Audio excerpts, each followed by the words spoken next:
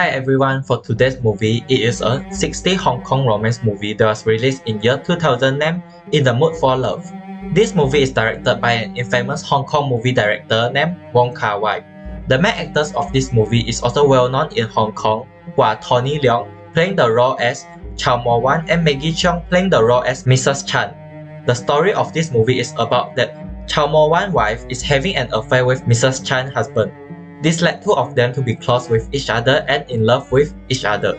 The analysis of this movie is about the influence of the French New Wave and the film aesthetic on the portrayal of Hong Kong in the 60s. First and foremost, the influence of French New Wave. The influence of French New Wave that utilized in this film is the form and style, shot on location. This movie is mostly used a real place rather than a set-up studio. For example, the rent house that Chow Mo Wan and Mrs. Chan live, the staircase that they buy the water noodles, the restaurant where they are having dinner with each other, and the hallway that they always talk with each other. These locations are used to portray the real looks in Hong Kong in the 60s. Next, the open-ended narrative. At the last scene of this film, Chow Mo Wan is at the Temple of Cambodia. The scene is taking the part of that Chow Mo Wan is putting his head on a plant at the wall of the temple like he was talking or kissing with another person. After that, he left the temple and the layout of the temple was taken before the movie ends.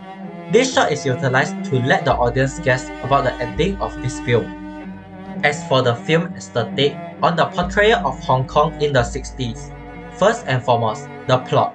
One of the plot of this movie is that Chow Mo Wan and Mrs. Chan is living. Because of that, most Hong Kong people in the 60s are living in a rent-out rooms with the owner.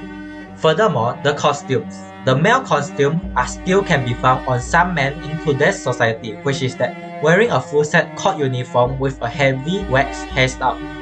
As for the female, most of them were wearing a cheongsam without sleeve and a hairstyle that looks like a beehive.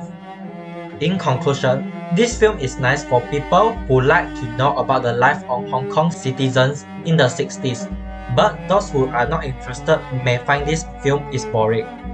Therefore, this film is based on the preferences of people if they like it or not. That's all from me today. Thank you everyone.